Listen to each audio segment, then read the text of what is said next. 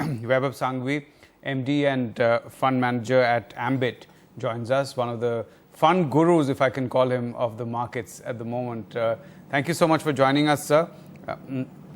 I know you can't talk stocks, and therefore I'm not going to ask you about stocks, but I just want to get a sense of what has happened with the numbers in Q1.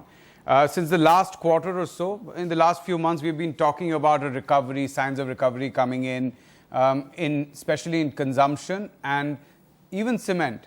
Now, if I look at the numbers which have come out, and as I'm repeating, I'm not asking you about stocks, Q1 till now has been disappointing.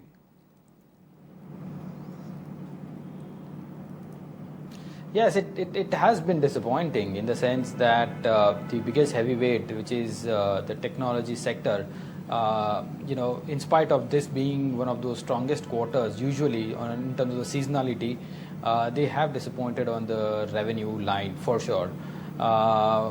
It is extremely tough for them then to now go and achieve their yearly guidance in the light that we have gone past the strongest quarters, and that the Brexit fears or the Brexit effect is still yet to be seen on the sector. So what we think is basically, the earning estimate for the consensus in terms of the street of about 17 to 20%, anyway between that, one has to see accelerated performance of earnings in the last 2 quarters of this year. So it is it is in a situation where we'll continue to keep on hoping about those earning recoveries. My take would be wait for the earnings recovery to happen, and then probably we'll take a call. Okay, IT, of course, some say that the game has changed for IT, and this was the beginning of that indication. If I take a company like Infosys, and I'm using it as an example, not to get your call on it. Infosys was down and out. They changed the CEO. The CEO came in. There was a huge recovery, a lot of buoyancy sense. This is strategic change. Now there seems to be a sense perhaps Mr. Sikka was more a great salesman. He was able to go to people, sell his company again, and get that. Strategically, entire IT is now affected. It's going to be difficult, not just this year's guidance, but it's difficult for IT to remain a high growth industry, the way in which technology has changed now. Would you agree? Yes. So, in the case of technology, there are 2 factors. One, do we have to assess that is it that the environment has completely changed in terms of the spending not happening in the IT? I doubt that is the case. 2, then where is the money going? I think it is going into into differentiated products, into services which can be of huge amount of value add to the business.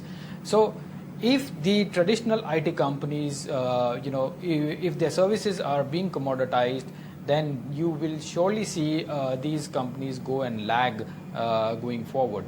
If they do not turn their business model around for maybe artificial intelligence, automation, and high value add products in terms of consulting, you will see these companies continue to suffer.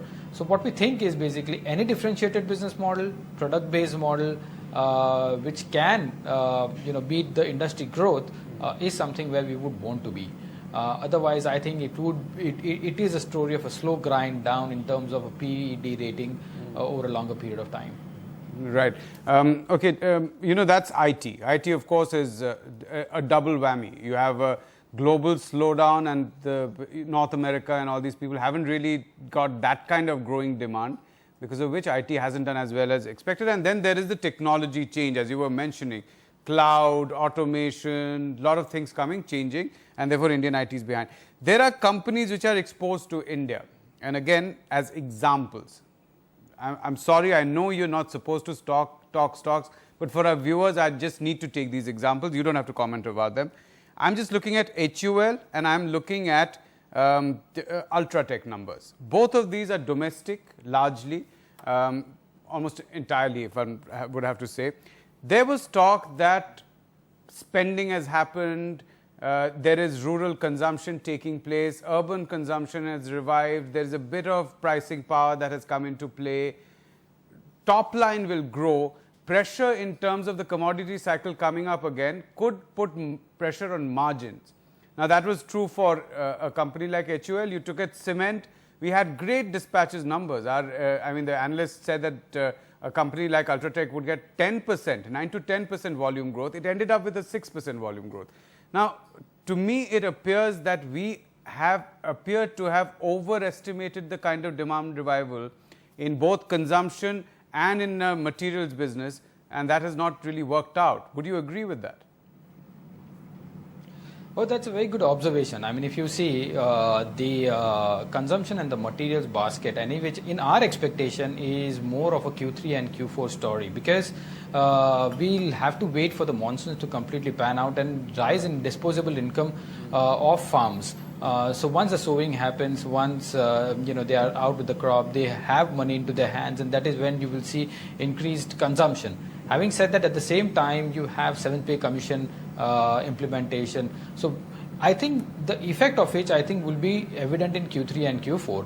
If somebody is looking for the recovery in earnings, probably on a consumer-facing sectors in this quarter and next quarter, I think the expectations are little misplaced, and that is why I say that having an expectation or estimates of 17 to 20% for the whole year of earnings growth, we think that number is going to get downgraded a bit, across the street. In anticipation of those high growth numbers, in anticipation of those high numbers, we've already rallied and expanded the market PE now, to a very relevant and material level. So we need to have follow up on earnings recovery. 17 to 18% earnings growth. You're saying that we were expecting, and these are FY17 growth figures that you're talking about? Yes, these are FY17. The street is between 17 to, anywhere between actually 16 to 20%. Yeah. So where would you now put it in that within that range? Where would you now come down to? So our estimates right from the beginning, it's not now, but right from the beginning was anywhere between 10 to 15%. And why 15% is purely because if the monsoons are great, then we might see those kind of earnings, getting nearer towards 15%. But we definitely think that 16 to 20% is a stretch. 16 to 20% is a stretch. 10 to 15% was your original estimate. Now, if monsoons are great, you're more towards that 15% end of the range, right? Would that be fair to say? Yes. All right. Even 15% means that all the Sensex or Nifty earnings that have been predicted will have to be derated a little bit, and which means that the market currently overall looks pretty overvalued from your lens. Perfect. So what generally happens is basically in the light that where we are seeing huge amount of emerging market inflows, this premium over the emerging markets or over the global markets might continue to stay for some period of time. But whenever you see that risk of sentiment coming back into the global markets, you might see some amount of ugly reaction in the light if the earnings do not support our growth. So yes, we have seen P re-rating on the higher side. Two, we are at the receiving or not at the good end of receiving global flows into India. It's just that something goes wrong.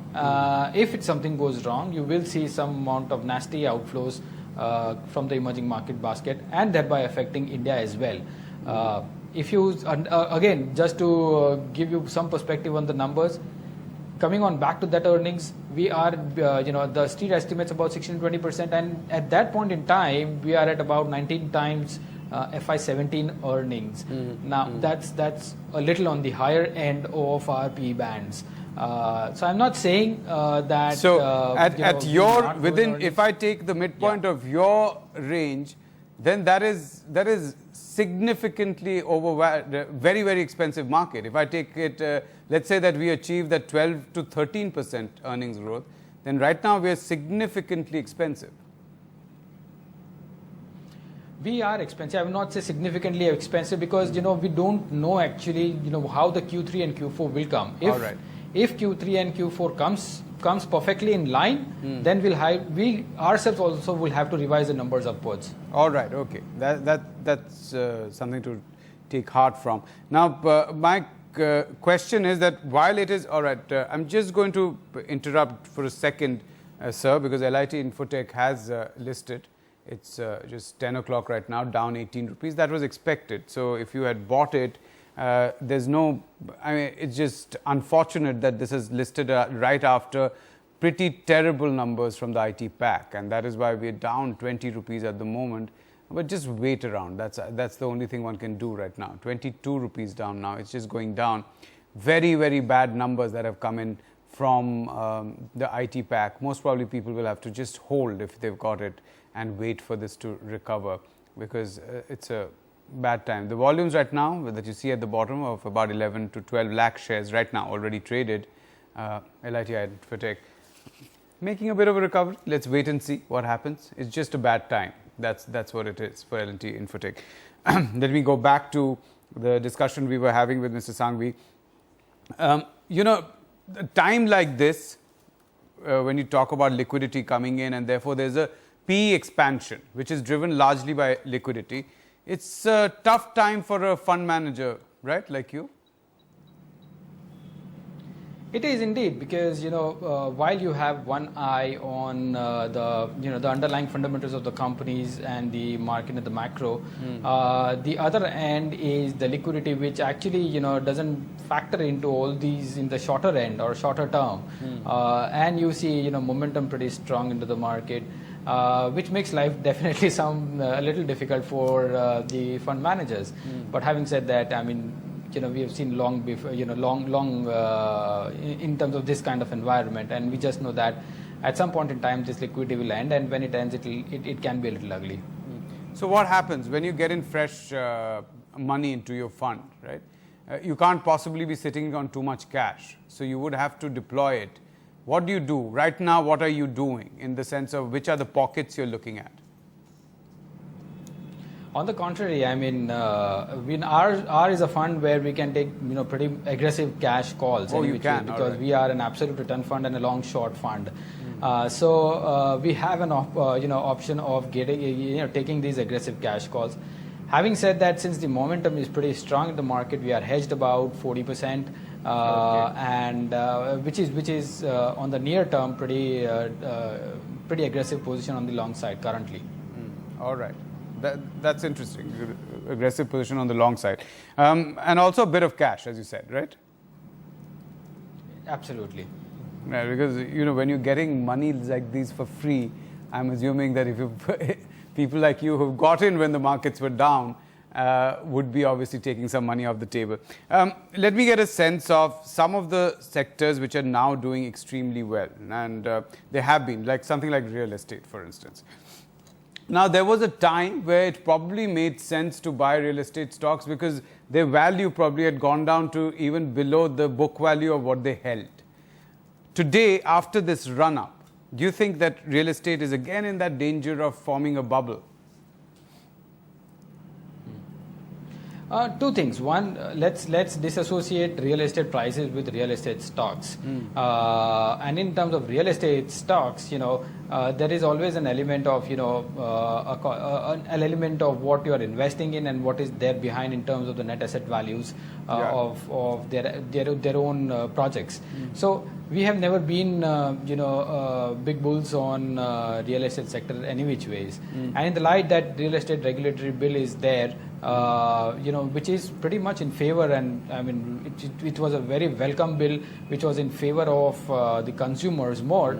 It's going to be difficult to manage the working capital requirements on a project to project basis for these builders, because larger the leverage of a company, more difficult is going to be for them to be on the growth path. So we think on a longer term basis real estate stocks are not something which we would be keen on. Yes, we have seen rally and we have seen momentum across names which we would any which ways not preferred. So that's something which will pass by actually. Because every day what we do is in the morning when the markets open, it's unfortunately our job is to give commentary every day, and I'm sure you don't have to even bother watching it. But what happens is that we tend to look at the high volume stocks and we say, okay, a lot of volume in these companies, a lot of interest coming in. A lot of trading is taking place in real estate stocks. Highly leveraged infrastructure stocks come up suddenly. You see, they have also gained significantly in the last 3 months, if I look at them, right, as trading counters perhaps. But if a retail investor is sitting out there and watching it, I know the best option is to obviously go and get a mutual fund from Ambit, but if they want to actually go and invest in stocks, they see that a stock is going up, they're highly leveraged. What should they do? See, again, for assessing a company, there are two important aspects for us to assess any of those companies. One is basically the capacity or the potential of an operating leverage, and the other is the financial leverage. Yeah. The real estate sector, according to us, is a fit case of financial leverage, wherein if the interest cost on an overall basis comes down, there is a straight effect on the bottom line of these companies. Yes, when the interest rates have been coming down, but not to the extent of what we would have estimated. Two, we are on the ground, we are not seeing any much movement on the real estate per se in terms of the transactions happening. And the inventory levels of all these real estate is pretty high.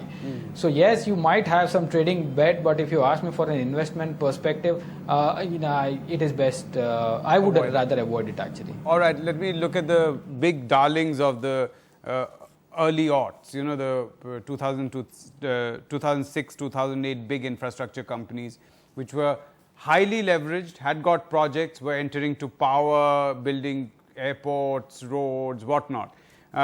They collapsed because they couldn't actually make any money out of those projects. Those projects didn't go through. And now they're still heavily indebted companies.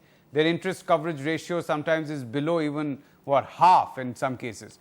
What do you do with those companies? Do you think that the recapitalization of PSU banks now makes it possible to look at these companies again?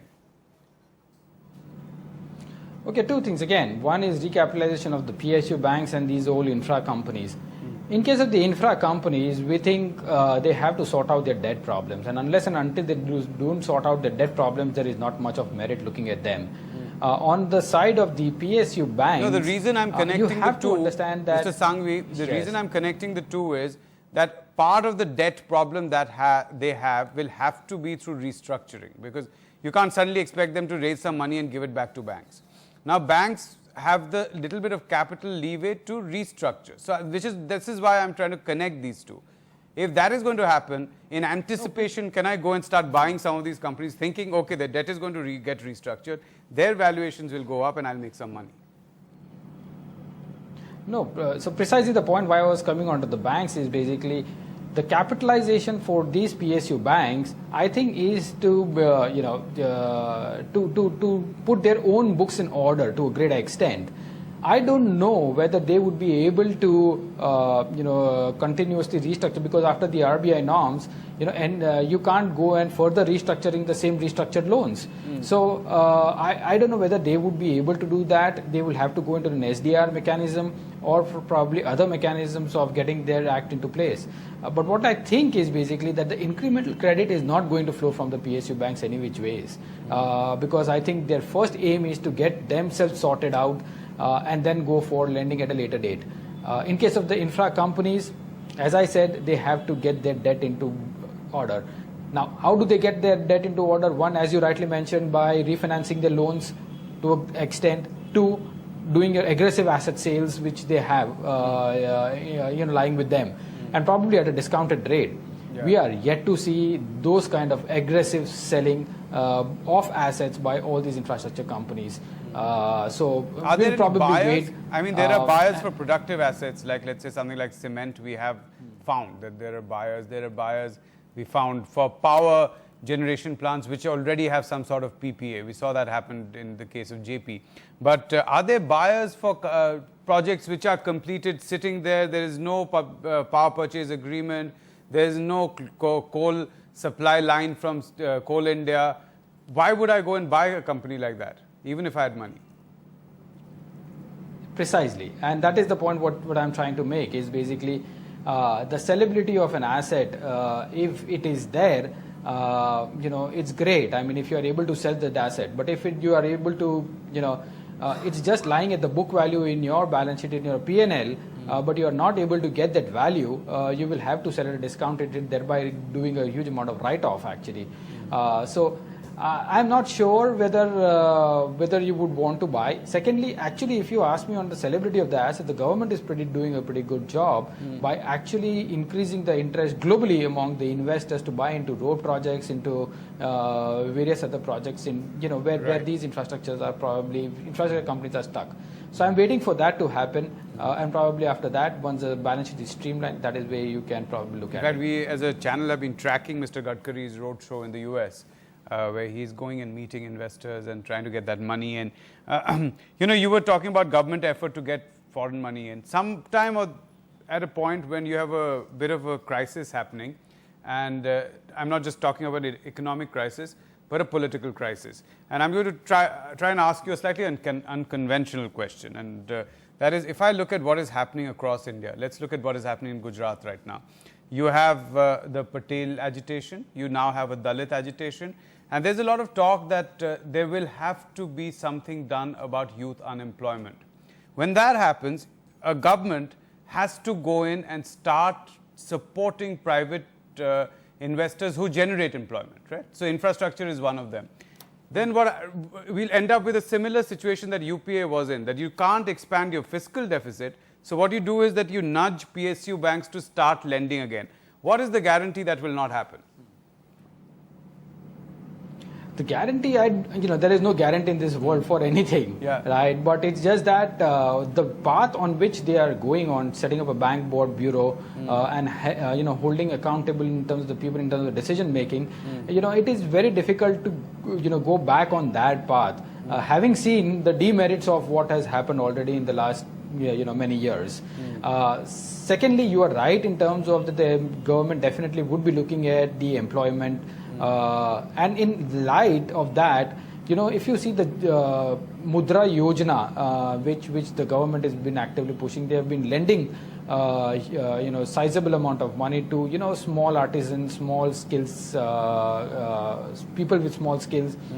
That is something which needs to be taken a note of, because that's self-employment, plus they are going to generate, more employment within their limited framework.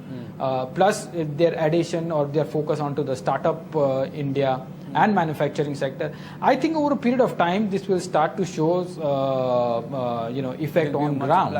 I'm no spokesperson of anybody, but these are the things which I think as a are watcher probably of in the right direction. Economy, we are asking you about the way in which you assess it, right? Mr. Sanghavi, let me get also a sense that you're a fund manager. Obviously, you talk to other fund managers. You talk to people who invest with big money. And I'm assuming that you would have friends who are angel investors and PE funds and stuff like that. A lot of money, liquidity which would otherwise have flown into perhaps the stock markets, ended up going to a lot of startups, especially last year. Now, if you speak to the startup space, you hear that tap has completely dried out. No one wants to give you money anymore because they think that you cannot generate revenue, right? Is that money still around? Is there a chance that that money will actually come back into the markets? The money is surely around. It is just that you will see phases like this where there is a boom, bust, again a boom, in terms of the cycles where people, that they are not aware of the venture capital investing risks. Once they are aware, they will be far more calibrated in go and investing into that space. It is just that first period where you saw huge amount of value created by these startups. People went and invested and had a little bad experience. But if you ask me on a longer term basis, a longer term interest of an entrepreneur or India, I think this is the perfect line in which India can go. Larger the entrepreneur interest, larger are the employment opportunities which will happen into India. And this is, as I said, it's a cycle. Again, couple of success stories, and you will see people coming back to venture capital market. But with perfectly understanding what are the risks involved. And once you are aware of the risks involved into the venture capital space, then you will see sustained money coming onto the space. Right.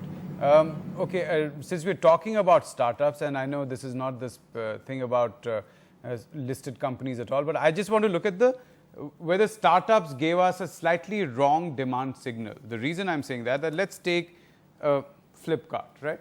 On a particular day, you go to Flipkart and type in a particular thing, or Amazon, you go in, or any of these things, you go in and type in that 2 shirts, how much does it cost? And you see that there's a massive 50% discount.